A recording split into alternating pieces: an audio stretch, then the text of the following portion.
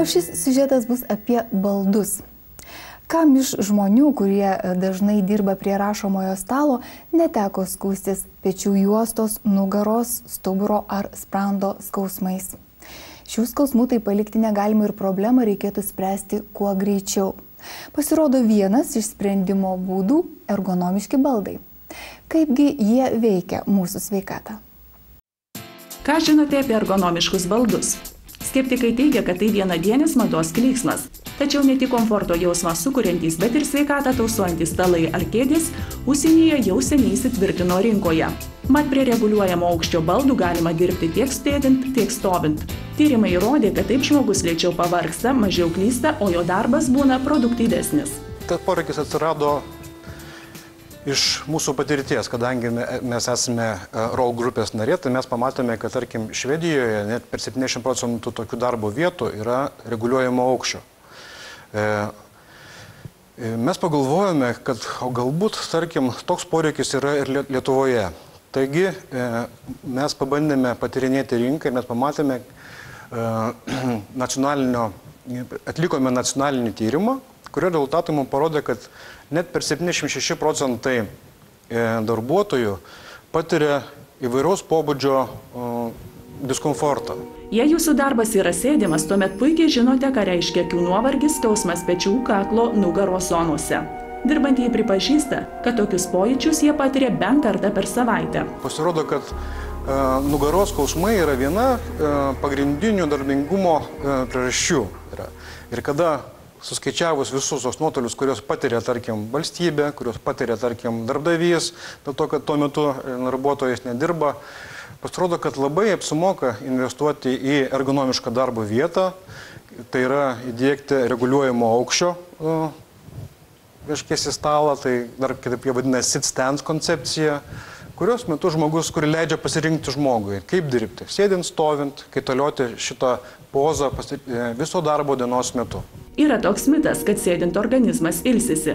Tačiau atlikti tyrimai rodo, kad sėdėjimo metu krūvis tenkantis stuburui išauga 40%, lyginant su natūralia pozicija stovint. Jeigu, tarkim, stovint mūsų stuburui krūvis tenka 100%, tai sėdint teisingai, tas krūvis yra 140%. Jeigu mes susikūpriname, tas svoris padidėja 200. Jeigu tai trunka ilgą laiko tarpą, organizmas, net nejaučiant, patiria tokias mikrotraumas, faktiškai. Tai yra užspaudžiami tarpslanksteliniai diskai, reiškiasi, ir šito pasiekmė, kada užspaudžiama, pasiekmė yra nugaros, kaklo, rankų galūnių, pečių skausmai. Galima būtų teigti, kad tokiu atveju geriau dirbti stovint, tačiau tuomet iškyla grėsmė kojoms ir apatiniai nugaros daliai, nes stovimas darbas reikalauja 10% daugiau energijos negu sėdimas. Ilgai stovint gali įsivystyti venų varikozė, tačiau problemą išsprendžia tik pozicijos kaitaliojimas.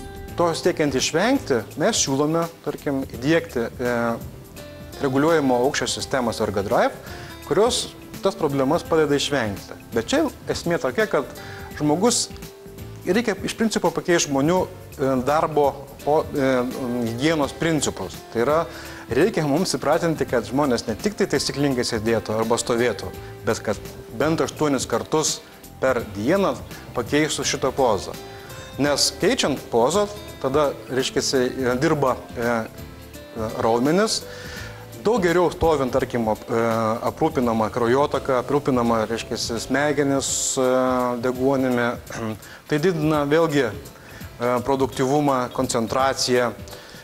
Apklausos rezultatai mus taip pat maloniai nustebino, kad net 85% apklaustųjų sutinka su tuo, kad ergonomiška darbo vieta turi tiesioginį įtaką pasitenkinimo darbu, motivacijai, lojalumui, tarkim, darbo rezultatams. Ir man labai džiugu, reiškiasi, matyti, kad padėtis ženkliai keičiasi Lietuvos rinkoje. Tai yra, darbdaviai supranta, kad apsimoka investuoti į reguliuojamo aukščio darbo vietas, nes tokios vietos mūsų, tarkim, sistemos siūlomos, jos yra skaičiuotos maždaug 10 000 ciklų, tai yra nusileisti. Tai faktiškai, jeigu, tarkim, laikantis šitų taisyklių, kad, tarkim, pakeisti pozą bent 8 kartus per dieną, tai tokia sistema tarnauja nuo 5 metų ir ilgiau. Ergonomiškus stalus dažniausiai renkasi tie, kurie daug dirba sėdėdami ir investuoja į savo sveikatą. Taip pat žmonės, kurie yra turėję traumų, bei tėvai. Nepaslaptis, kad vaikų iškrypusio stuburo problema šiomis dienomis yra itin aktuali. Norėčiau visus pakviesti į baldų saloną Narbutas aplankyti, kuriame pamatysite jų versiją ergonomiško baldo, ErgoC, ir jų profesionalus konsultantai jums suteiks visą informaciją, kurią vadovaujantis galėtumėte pritaikyti baldą savo konkrečiai poreikiams. Atminkite, kad darbas ne tik duoda pelną, bet dėja reikalauja ir jūsų sveikatos resursų. Tad jei dėl streso reikia kovoti savyje, tai dėl jūsų fiziologinio komforto užtenka tik patogios darbo vietos.